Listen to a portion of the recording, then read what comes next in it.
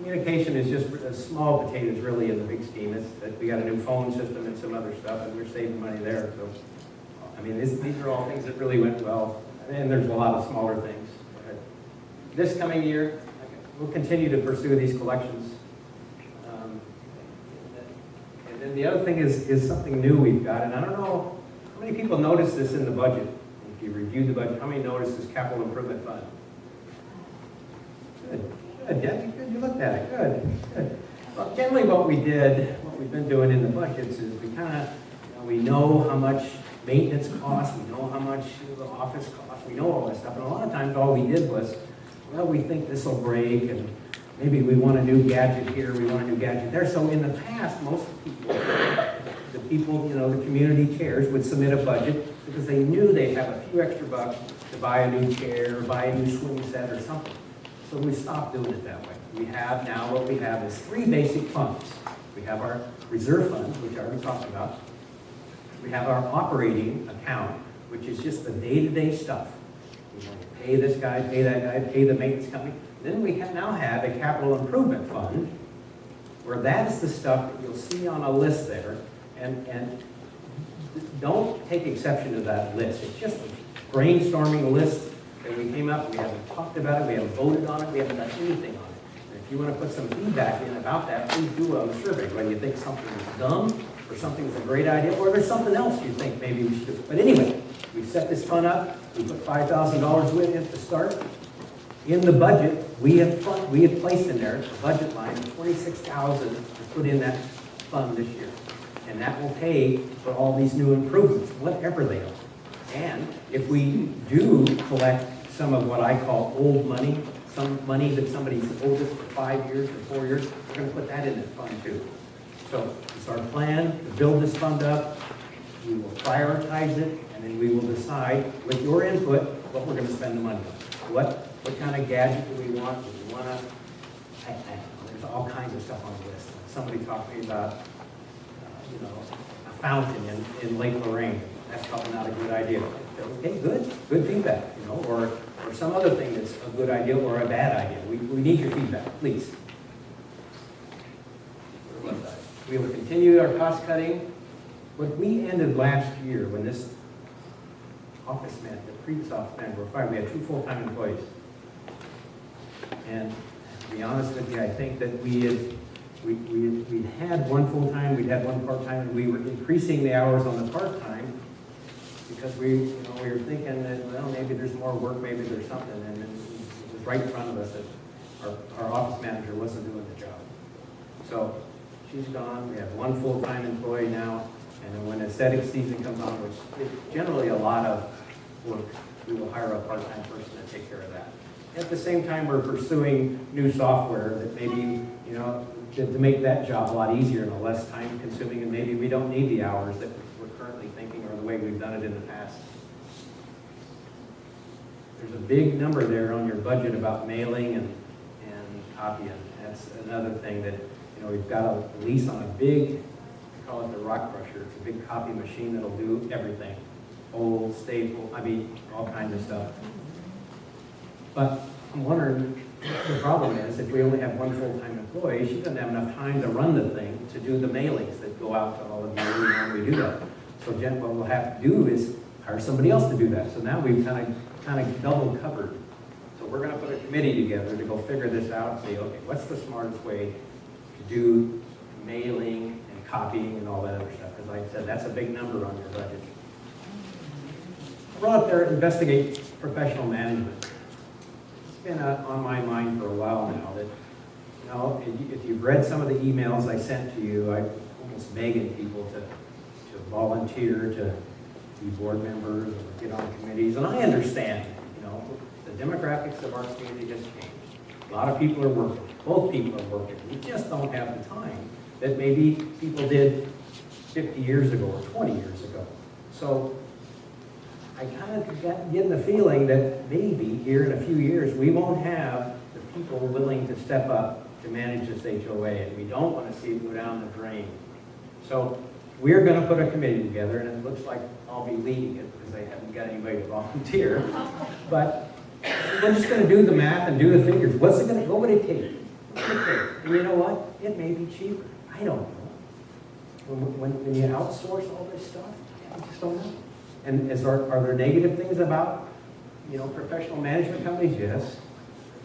But we're going to turn over every rock, figure it out. What's the smart thing to do for us? It's just based on the way things are right now. Is it smart to kind of hire a company to get in between, take care of all the financial stuff, take care of all the aesthetics reviews? You still have a board, but we'll see.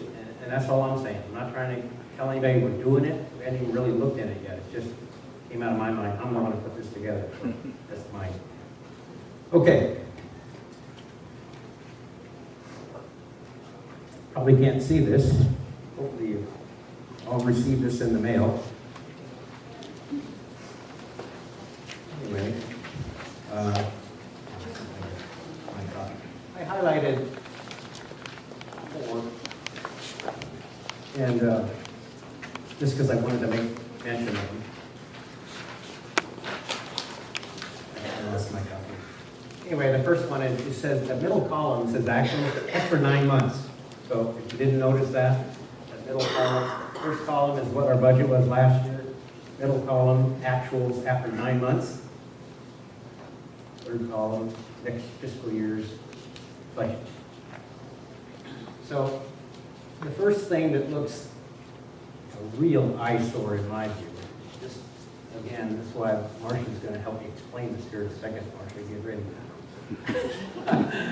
That first area up in here is labeled income. Now remember, HOAs, or our HOA, I'm assuming all HOAs, manage, or whatever it's called, by the accrual accounting system versus cash basis. Most of us in our checkbooks and stuff like that, we do cash basis. We do this accrual stuff, and that says all those numbers are income. Don't let it fool you, it's not. For example, under the actual column, it says membership dues, $351. Well, that's how much we bill people. That's how many statements we sent out. And so, Marcia, get ready. So anyway, that's how much we've told people you owe us. And that doesn't mean they paid us. That's how much we billed. The second one is called rules and regulation. Did I say fines? Look at that number. 334,000 something as income. 234. It doesn't matter. It could be 834. We didn't get that money. That is a number at one point in time, if you were to look in the books, that's how much people owed us just for fines. Now remember, aesthetics fines and CC&R fines, we generally never collect any of them. We threaten people, we say you're going to owe us, we're going to hit you. But in general, all we want is the person to clean up their property. And if they'll come and talk to us and say, okay, I'll clean up my property, I'll do this, we usually waive all the fines. But for this example, at one point in time, we had a couple people that had been defiant for years, and that's that number that showed up there. Add on, please. Okay, notice that the budget figure is significantly different. This coming year, they're anticipating there will be, $15,000 in fines that are owed. What happened this year is that after last year closed out of the books, they went through and they assessed how much do people owe right now. That figure represents that review. And so they put it on the books because in a sense, it's a real figure. In a sense, it really is owed. If everybody had to sell the property today the way it is, the association would be able to collect that money. It's not bogus in that sense. We anticipate that people will want to clean up their property rather than pay those fines. And that's why it's kind of a moving figure. At the end of the year, come March 31st, next week, that figure, it will actually go into an accounts receivable account and it's going to disappear. Then we'll see the $15,000 on your balance sheet. You'll see an accounts receivable item. The accounts receivable will be that floating figure that we, if the world stopped, we can collect that money, but if it doesn't stop, we'll probably forgive it. Any questions about that? Good luck. Okay, we're new here, so can you explain why you go to this accrual system versus a cash system? To me, a cash system would be much more realistic for us to review and find out where this association really stands. Well, okay, accrual systems have been in the accounting field for I understand the forever. concept. I'm saying why do we stay with an accrual system? It creates an artificially confusing system. Well, no, it actually is more accurate, it more accurately reflects. Particularly if you have a situation where, okay, bills come in, you pay them 30 days later, maybe 60 days later for some bills, 90 days later for some bills. The cash accounting system doesn't allow for that kind of representation. Okay, maybe it's just me, but when you have that kind of figure and it artificially inflates that high, and then the board can bad debt write off, I mean, it's fantasy. Yeah, right, you won't see that again, because we got Yeah. control of this now. This actually was sort of an anomaly, and it was actually because of the dedication and a lot of hard work going in to make up that figure. It had not been reviewed previously.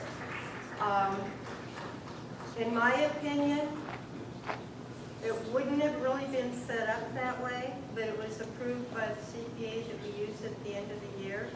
And so until the end of this year, we kind of are stuck with it, and then it'll disappear next year and go to the balance sheet. Okay, thank you. Sure. Okay, the next thing I have yellow there is the reimbursable collection. That's the amount of money that we plan on receiving. That's people that we put liens on their house, and when we put a lien on somebody's house, the cost of putting that lien on goes onto their account. And then if they decide to pay up, the cost to release the lien goes on their account. So those are those lien costs, those are quarterly late fees and quarterly interest added up to that number. Down here, I yellowed that because that's the legal fees. It's at $40,000 right now. We may have a good year, who knows? We just picked that. Next. Over here, I highlighted here. Yeah. If I can mention too, on the stuff we do, if we do collection work for you guys, we represent over 250 associations and growing all the time with my team. If it's assessment collection, this is not designed for recovery from attorney states. And so long as the person hasn't declared bankruptcy, or foreclosure occurred and they're out of work or something like that, it may show up as attorney's fees, but we're very good at recovering the assessments plus the attorney's fees, what comes to assessment. So some of that backs back into the coffers of the association, just so you kind of know there's a balance in terms of attorney's fees for assessment collection. Thanks, Gary. Good, thank you. I showed down here, and this is where it was on your budget, that we put a budget line item with the capital improvement fund, $26,000. And basically how we came up with that number, we just kind of did the math and said, we've done so much cost cutting based on, the way the budget was. We got $26,000. Let's go improve a few things. And do we know what that is yet? Like I said, I don't know. We'll figure it out. And then this number here, is the reason it's kind of different here. We've done a lot, but the 26 is reflected in that. So, okay, so moving on. Next, balance sheet. I really don't have anything to say here. A lot of numbers.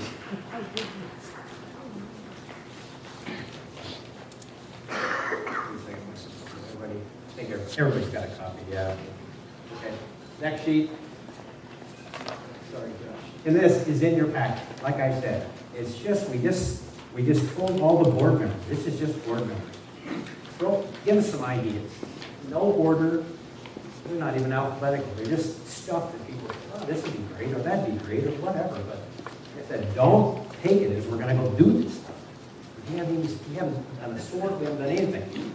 And again, I want you, if you got adversity to any specific one, let us know. And if you really like something, let us know.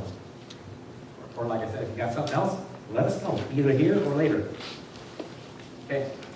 Okay. 7:10. Not bad.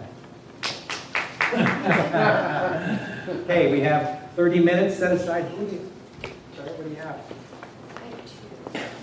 And like I said, there's